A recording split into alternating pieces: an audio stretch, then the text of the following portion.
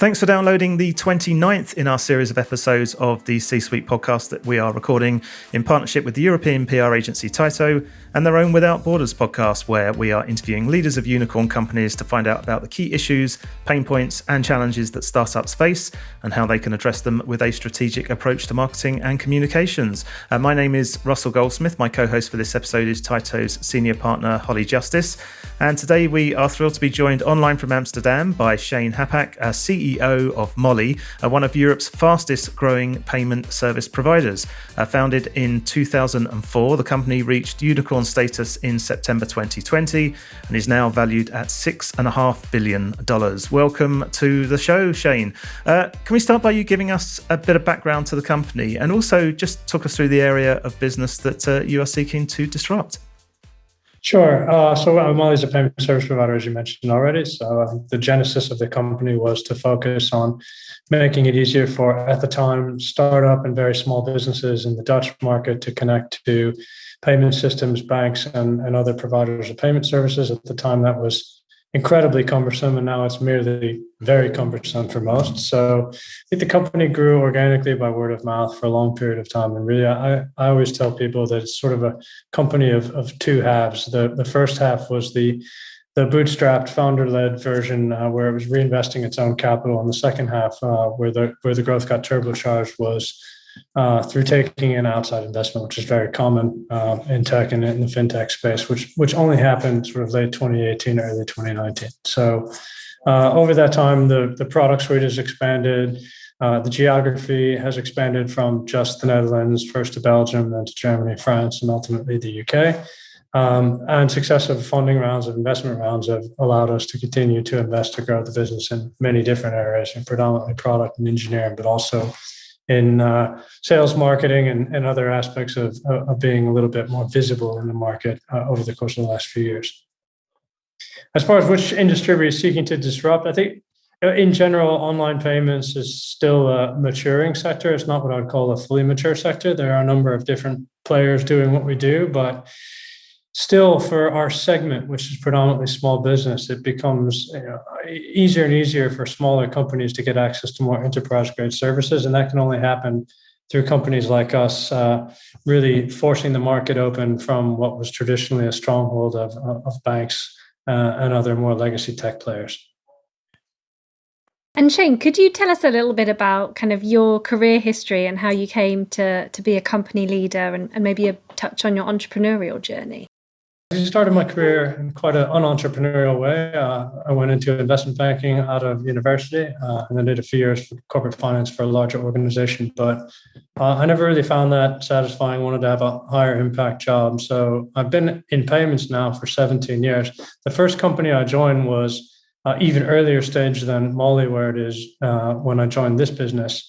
I joined a Dutch business actually called Global Collect, although I joined in the US market when that company was around 35 people total. So again, early employee, not a founding member of the founding team, but the entrepreneurial journey I went through with that company from 35 to 500 people, I found really satisfying. And I also then went from there to a more mature company, but was being taken out of a bank by a private equity firm. So a different kind of entrepreneurial journey, sort of shedding bank DNA and running as a standalone business. And that company went from 1,000 people to 58,000 by the time I left, through a combination of organic growth, but also some heavy M&A activities along the way. And then I think coming back to Mollie for me was about getting closer to those scale-up routes where sort of every day brings a new challenge, but also you're building things versus really optimizing what's already there. And now's probably quite a good point to bring up, actually, Shane. But pretty much every interview that we've recorded in this series so far has been with the founder of the company that's also the CEO. And now you were brought in as the CEO after Mollie established itself as a unicorn. So it would be interesting to know how that relationship works with Mollie's founder.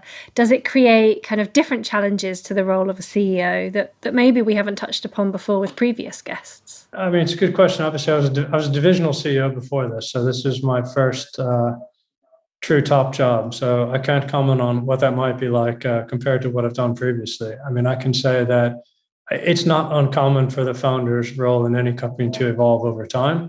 even if they're still in the position of CEO, they tend to be surrounded by people with different skills in different areas. So most people don't know. I was predated by another CEO, so I didn't succeed the founder directly. There was somebody in between him and me for a fair number of years, actually. So that sort of interaction between founder and the organization and the company's CEO was already sort of reasonably established by the time I came. Our founder, in our case, is still the majority shareholder of the business. So he has a very big voice, obviously. But I think we complement each other well. My career was largely in commercial and enterprise commercial functions. So account management, building sales teams, building a sales process, et cetera. Whereas I think Audre's career started in engineering, product, and marketing. So I think these are good complementary skill sets, and we work together well to leverage each other's expertise. And of course, our interests are aligned. I mean, I think both of us want the company to grow. He's not gone on to found a competitor where we're at odds with one another. So in that sense, it's not something I try to overthink. I mentioned in the intro, the company is now valued at $6.5 billion. That's the result of your most recent funding, which was $800 million. So that actually makes you one of the most valuable startups in Europe. What we're keen to kind of guess to look at is where the focus now is for the next 12 months, and where's that investment going to be used for Mollie? I guess I'd start by saying, private company valuations it's not something that we obsess over. I mean, it's a huge validation of the business model and hopefully of the team and what the team is trying to achieve. But it's not the primary measure of success that we look at. I think ultimately in the long run, of course, you want to create equity value for shareholders. But really, the mission of the company was to become a complete player for SMBs online and then potentially ultimately also offline. And to expand into other financial services and to try to take the product market fit in Western Europe and really first go pan-European, but ultimately we don't see any reason why this couldn't be a global category business as well. So, and there are other category players in our space that have managed to become global. So I think for us, the investment capital is first and foremost in the product, but also in things that underpin the product. Running a payments business at high scale in this environment also involves, constantly upgrading cybersecurity and other tech, constantly refreshing and modernizing the technology estate, and then ultimately becoming a distribution arm as widely as you possibly can through partners, through marketing activities and other. And those are quite capital intensive, which is good for us because I think it means that not every company can just spin up a Mollie competitor overnight. And just coming back to the topic of leadership again for a moment, are there any individuals that have had kind of a huge impact in your development as a leader? And if so, can you talk to us a bit about them and why they had such a big impact on you? I don't think it's one unique person. I think I've been very lucky to have been in a space that has gotten progressively more attractive and interesting to outside investors, journalists, et cetera. I think when I started in payments, people still ask me if I was working in debt collection or if I worked for PayPal. So I just think in general, the business has become a lot more mainstream. And along the way, I've been super privileged to work with other great teammates, interesting leaders of businesses, interesting investors, and also interesting customers. I think as I said, the genesis of my career and trying to learn the payments business wasn't trying to satisfy the needs of super well-resourced, very sophisticated enterprise clients online. And I think that taught me a lot. I think I've developed a ton of respect for the Google business, the Netflix business, how those companies consume and work with payments and payment providers. Has really taught me what the standard needs to look like. And then, of course, in this job, my mission is to make that standard more accessible for smaller companies. So I'd say I learned a lot from customers. And the leadership front, I've seen good leaders and bad leaders like everybody. I think what's resonated with me most is when it becomes clear that people are able to build a great team around them and really try very hard to deliver through the team and sort of deflect individual credit. So I can think of a number of cases where, it's really felt like a team achievement versus the leader's achievement sort of facilitated by the team. So I've tried to bring that into my own leadership style. And ultimately, I think there's no real substitute for a little bit of experience. I think a lot of what I've gained is just the accumulated wisdom of making mistakes and, figuring out as much about how you don't want to be and how you don't want to lead as how you do want to lead. So, yeah, sorry, there isn't one person whose book I recommend that everybody read, but it is really a collection of experiences. I've also worked in different countries, so you get to learn a little bit of the British leadership style, the American style, the Dutch style, even the Latin American style. So I would say I'm a mutt, but only the best of breed. You just mentioned mistakes there. Would you be willing to share any of the biggest ones? Oh, sure. I mean, look, everybody makes mistakes, and I think our industry is somewhat forgiving because there's so many different outcomes you need to generate. It's not like a consumer product where you launch it and it flops or something. There's a number of different ways in which clients consume the service. I'd say most of my mistakes over time have just involved. There's a high degree of detail management and complexity about the product that we put forward. So, any time where I've underestimated that complexity or really not respected, how many little things need to line up in order to get the right outcome for the client, I think that's been dangerous. And also as the leader where you're funneling investment to different areas, I mean, the temptation is always to say, let's go sort of front office first, just hire a big sales force and, drum up demand, and then the rest of the product will catch up. And over time, I think what you realize is, it's most of the successful players in our space have actually taken a back to front approach, which is if you build a great product, which is super operationally robust, very tech savvy and easy to consume, it sort of sells itself. So I think it's probably most of the mistakes I've made are not realizing just how powerful that equation can be. And so obviously we're trying to learn from that here. And I imagine kind of being a leader of a successful company, you are required to have some quite specific skill sets and be very good at them. But also, as well as that, kind of you need an exceptional team behind you to support there.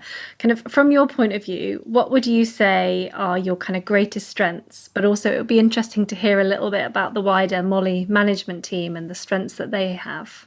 First and foremost, I think I still have a great curiosity for how the business works, how our industry works. So it's a very fast-moving, dynamic industry. So probably, a willingness to learn. I'm still learning every day on the job, rather than pronounce yourself an expert and sort of close your mind to new ideas and new ways of thinking.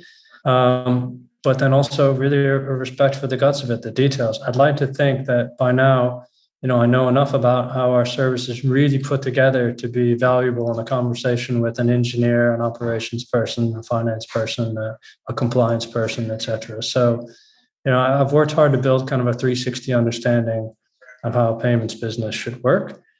We talked about putting a team together. I think what I would tell the team, or what I've told the teams that I've led in the past, is payments is one of those industries where there's nowhere really to hide because everybody works on the customer outcome. There's really no invisible team. Maybe you don't sit directly in front of a customer, but you contribute to their experience with the way they use the product. You're not very remote from it, no matter what your job is. So it's very integrated. So really, I think regardless of what people's specific skills are, of course, you don't want a team of all nuts and bolts bean counting specialists, that have no empathy for customers. And then on the same token, you don't want a bunch of people who are only creative types and don't respect the details. But ultimately, the simplest way to describe it is ability to work cross-functionally, which sounds so plain vanilla, but trust me, it's so hard. It's finding people that are really good at that and are willing to work at it incessantly, in spite of personality differences, cultural differences, geographic and time zone differences. That's always, I think, every leader's greatest challenge. A key part of these discussions that we're having is on communications and culture. You kind of touched on this a little bit when you were talking about valuations and stuff of the business, and obviously this happened just slightly, before you joined the business, but when the company became a unicorn, did that change the perception of it at all in any way? I think, of course, it's a validation. And of course, when you're a challenger or a smaller company in an industry which does and still is dominated to a degree by sort of very large players. It's nice for talent attraction and in general, I think for company morale to say like, hey, someone is willing to recognize and value the work that we put in. So it's a thing to be proud of. Unfortunately, I think over the last 5 or 6 years, there's been enough investor capital, enough enthusiasm in general for the fintech space that unicorn isn't as rare as a unicorn should be. In terms of seeing one in the wild, right? So, okay, it used to be there were 5 in Europe, and now there's 55 or something like that. So, but again, the external valuation attached to the business is not nearly as important as what the customers say, how the customers feel about what we're doing for them, and I want to be very careful not to lose sight of that. And you spend too much time celebrating that achievement, you take your eye off the ball for the next startup company to come along and disrupt you, and then they'll become the unicorn, and we'll be an also ran. So I like to think that it's good to stop, pause, take stock, high five for a little bit, but it's really right back to work after that. And so what has been at the heart of your strategy in terms of differentiating yourself? In the payments business, it's not the same sort of intellectual property estate as, I don't know, maybe the pharmaceutical business or something like that. So, we're not looking to patent something that it's impossible to copy. I think really what we're trying to differentiate is on the average experience of the average client that would use our services, they are often overlooked or ignored by banks or incumbent providers. They're viewed as less profitable, less interesting.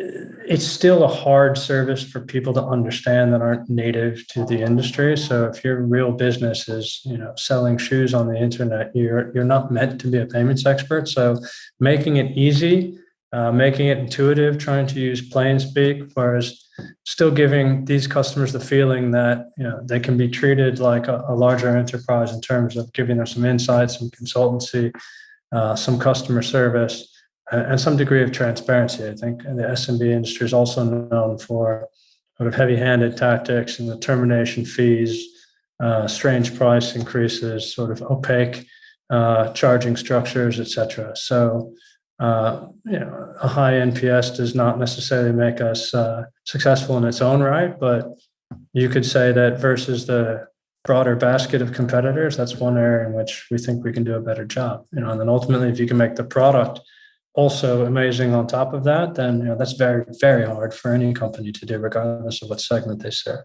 And how would you describe the culture at Mollie, and what have you guys done to kind of nurture and develop that? I mean, every company has values. I would say having worked in a number of businesses, a lot of those values seem to blend into one another. So ours are, be bold, be loved, be authentic. So I think that for me was different enough than what I'd experienced previously that I thought it's a good way to anchor around what the culture of the business should be. So really customer first mentality is a good way to try to build a culture. So people that should want to work here because they care about customers, not necessarily because, they come in as payment experts, although we need them, we need to find a way to make them into experts over time. Being authentic, I think, and that just makes the overall working environment more supportive, a good place to grow your career. I think depending on your cohort, right, the younger generation, the newer to workforce, or people that are in, let's call it their first, second, or third job, I think they have different expectations about what a company should be and should do. So mission-driven or purpose-driven. Because obviously we're in the financial services space, we're not necessarily in climate tech or something. It's a little bit easier to connect and more intuitive in that way. I think a lot about just trying to hire the right group of people that feel like, they can express themselves well here, that there's opportunities to progress, and that, there's opportunity to work in a challenging environment, but one that is, as you said, nurturing or, allows for freedom of expression, and new ideas too. I mean, just because the industry has developed over time doesn't mean there won't be disruptive developments, even if they haven't happened yet. And those are likely to come from companies that allow people that kind of intellectual freedom. And you mentioned just then challenging environments. There's a lot of economic uncertainty around at the moment. How are you planning to adjust your communications approach to maintain the confidence that you've built up in the company? It's a very challenging topic. There hasn't been any handbook in the last 2 years called Leading Through a Pandemic. So, just as I sort of thought I'd line that bit up the best I possibly could, then, now we're going through a tough time. I mean, I'm old enough to have remembered 2001 and 2008, different types of economic uncertainty. This one seems to be unique in its own right. And it's also very focused now on tech and tech companies and prioritizing profit over growth. All I can do is assume that people read the news because the news is prolific and everywhere. Second is to be open about where we're at as a business, what we're doing well, what we're not. We are well capitalized, but we also tell people that we have a huge responsibility not to be foolish about that. And, we need to adjust our expectations for growth and aggressiveness to match, I think, what the climate will support, right? If the GDP of small business is going to go backwards, I don't think there's anything that we can do can't do magic, right? Our customers, if they're suffering, we need to be prepared to kind of pull in and shelter with them a little bit, right? We still have plenty of things that we can do. We're doing a lot, but in an era of moderated expectations on growth, we just need to be responsible. So that I'm very transparent about that with people, especially people that if you join the workforce in the last 10 years, you've only seen up. And just thinking for a minute about internal communications, can you share any approaches to internal communications at Mollie that have worked really well for you guys? I think, we've, again, leading through the pandemic. So, in the beginning, we were very focused on what's the easiest way to reach people through remote means. So, I think we did a lot of remote check-ins. We did a higher frequency, lower duration, just to avoid that people felt too isolated. And now that we're returning, I think, more to a hybrid model, but people can get together in person. And we had a first in-person company event a couple of months ago after a 2 and a bit year hiatus. So that isn't an internal comms moment. And we really tried to maximize that because we're only going to do it one time this year. And I think we got the most out of it. I think the other is we like for people to hear from the leadership team. We allow people to ask any question they want of the leadership team. We address those questions, sometimes in the appropriate subgroup, but we're not afraid to stand and take questions from the group. And I'm one of these guys that's around a lot, so I also do a little bit of old-fashioned internal communication of management by walking around. We have no offices here, so open plan seating. There's one coffee machine that serves at least 150 people, and I drink a lot of coffee. So, you can just in general see and talk to me, which, depending on what you're used to and where you come from, sometimes the CEO is like a mythical character that has a different lift to a different floor, to an office whose doors never open. So in that sense, we're very much a modern tech company. I'm not hard to find. Did you do anything special for that in-person event? I mean, anything was special compared to what people were used to. Right? No, I mean, look, we did a mixture of content, fun, rotating people around, finger painting together. To some respects, it's really just about creating human connection. I don't think there's much of a substitute for that. So it was. How many people did you have there then out of the team? That's a very good question. I mean, we invited the whole company. I think we got a pretty high hit rate, minus a few vacations and outstanding commitments. So it was at least 600. So it was a big event. But again, it still feels relatively small for me. I mean, I think an organization, even given the amount of hiring, it can still be a familiar place as long as you keep it flat enough and encourage people really to circulate, have dialogue, don't be afraid of one another, and little things. We have a Slack bot that pairs people for a random coffee every week. You can sign up if you want. So I do that. And people kind of like, you really do that? Or is you just naming there, have a stunt double or something? They're like, no, I'll really go for coffee with any random person in the business, 15 minutes a week. I think anybody should be able to find that kind of time. That's great. You just mentioned the hiring there. Are you involved in much of the hiring as the company's growing now? Sometimes if I'm useful, sometimes I've been involved in the committee to persuade somebody really talented to take a chance on us. There are people that work here that I've worked with before, directly or indirectly, customers, former colleagues, etc. So that's a nice way to get involved. I did, built my own team and to some degree the more extended team. So I definitely go where I'm needed. Do I interview every candidate? No. That would not have been sustainable at our pace of hiring from last year. But as we now mature and grow into ourselves, there's opportunities maybe to do that differently next year. So we'll take a look at it as with everything. We'll tune the knobs for 2023, but we may do some different stuff. Yeah. And switching from internal to external, then how do you view your role and as an external spokesperson and representative of the business? And what have you learned along the way? It's a very good question. I mean, I think it's tough. I would say it's similar to business travel. It's either too much or too little. It's just one of those things where it feels very hard to get it right, because you can't not be visible in the industry to a degree, because branding does matter. It is a trust brand, right? People are trusting with their money. So it's nice if they can see that leadership of the company are real people. And, Mollie, to some people, kind of came from out of nowhere. I mean, it's been around for a while, but its profile increased dramatically with the explosive growth during the pandemic. And sometimes it was about telling the story, because we were not as well known as some other companies that get to our level of external success. So I would say I kind of over-indexed on it in the beginning as a new leader in a newish business with new investors, et cetera.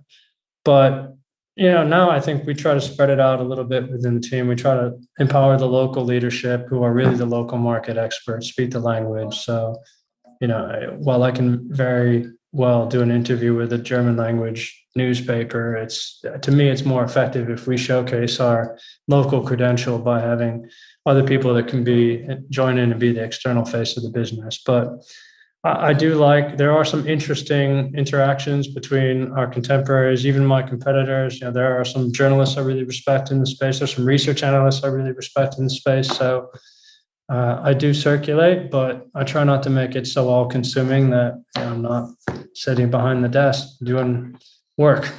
Yeah, but is that something that comes natural to you in terms of getting up, doing these interviews, doing talks at events, or is it have you had to kind of formulate a plan? I don't mind. I'm one of these people that actually loves public speaking. It must be something in the water where I grew up. But no, I do like it. I would say some environments are more productive than others. I think I prefer more open-ended Q&A or discussions, really standing up and broadcasting to people. I think and we've all experimented over time with how much of that people can take before they kind of tune out. And, I like to promote our company, but I don't like to be too salesy. So I shy away a little bit from people saying, please stand up and really give us a commercial on Mollie, because, I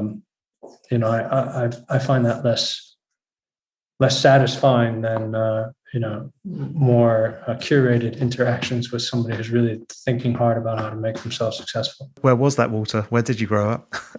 I was born in the U.S., actually, just outside Chicago. So, right. But it's a long time ago. I've lived most of my life as an adult outside the States. So I have a wife from Mexico that I met in Geneva. My kids were born in London. So citizen of the world, I guess. You seem to have taken all the elements of being an internal and external spokesperson in your stride, but kind of in your journey, what has been the biggest communications challenge that you've personally faced, and what did you do to overcome it? You can never deploy a strategy that fits the whole organization. I always find that fascinating now, whether it's all hands meetings or emails or Slack or note cards on people's desks. It's you really have to do multiple different things to try to reach the same audience. And sometimes it's a bit unpredictable how people choose to engage. So what I've learned is really if you write the perfect newsletter and you send it every day to the same person for a week, you still might not get them to read it.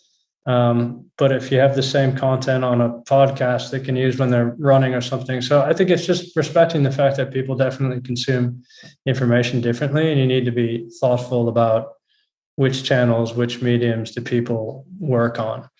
The other thing I would say is we just did this fascinating survey. This is from my last company, which do you understand the strategic goals of the business, right? And it's an anonymous survey. Unfortunately, as a leader, you really wish you could de-anonymize that to a degree, right? So 75% of people say, yeah, I understand the strategy, and 25% don't. You get together the leadership team, so that's awful. Like 1 in 4 people don't understand the strategy. So I spent the whole year we hammered it down. We put, again, note cards on people's desk, and it was an all-out comms assault for the year. And we surveyed the same body of people next year. It's like, do you understand the strategy? And it was like 80%. So, I think it's a bit tongue in cheek, but it's more like it's just understanding that, some people just require quite a lot of 360 view. And also you need to be thoughtful about whether people that are in your organization are investing themselves in learning, growing, really, trying to get at what the company is trying to achieve. Right? So it may be that I need to tell them better. And it may also be that, we need to be very thoughtful about selection criteria and, how we think about the people that work in the organization. Because I think for me is an interesting comms challenge that I wouldn't say I've solved it, but in more recognizing that it exists is already, I think a byproduct of having learned along the way. Shane, this final question is kind of linked, I guess, to what you were just saying there, but it's something we've asked everyone who's been on this series, and that's if you could go back in time and speak to your old younger self, whether that's all the way back to Chicago, but what guidance would you give yourself about communications? I'd love to hear the other 28 answers before I answer, but you're more than welcome to subscribe to the podcast, have a listen. I would say it's if I look back on how I was when I was younger, I really wanted to surround myself with and found myself, able to work with only people that were very much like me. I think most people, as they're growing in their career, they struggle to understand that it takes different personality types, and you really need to create a room full of people of different styles in order to get really the best out of the business. So that can be everything from, hiring a team of people that are too much like you, not creating an opportunity for passionate debate, not allowing for necessarily for opposing points of view, and in general, kind of almost, forcing your style on people, which I think is quite common, right? Particularly if you're ambitious or, if you're viewed to be somebody who's working hard, a bit of that gets tolerated early on. But I did get some very good advice, I think, in my early 30s from people that said, look, you could really go far in your career. If you could sort this bit out, if you could recognize this, and you could alter what my former CEO called your situational leadership ability, then, you could be the CEO of a company one day. So I didn't name who gave me that advice. I didn't ask his permission, but I would say that was valuable, and I listened, and hopefully others would agree. That's a great answer. Shane Happach, thank you so much for joining us today. Really enjoyed it. Appreciate it. Holly, thoughts on what Shane had to share with us? One of the things that I thought was great that kind of he subtly, or probably without even realising, weaved through the whole conversation we just had was his kind of approach to leadership.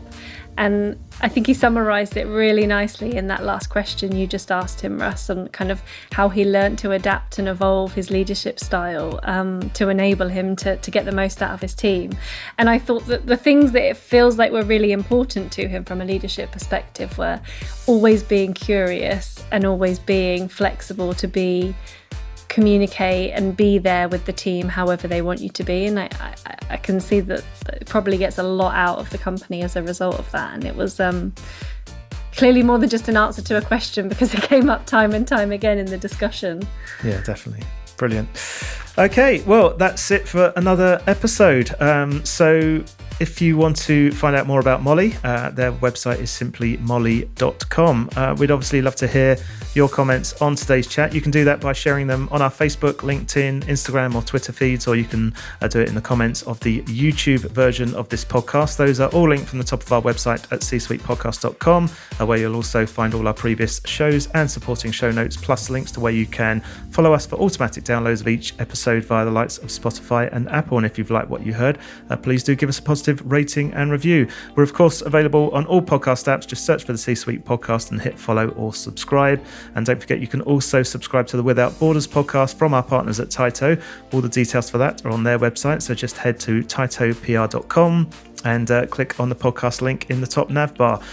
Whilst you're there, you can also download a copy of Growing Without Borders, the Unicorn CEO Guide to Communication and Culture.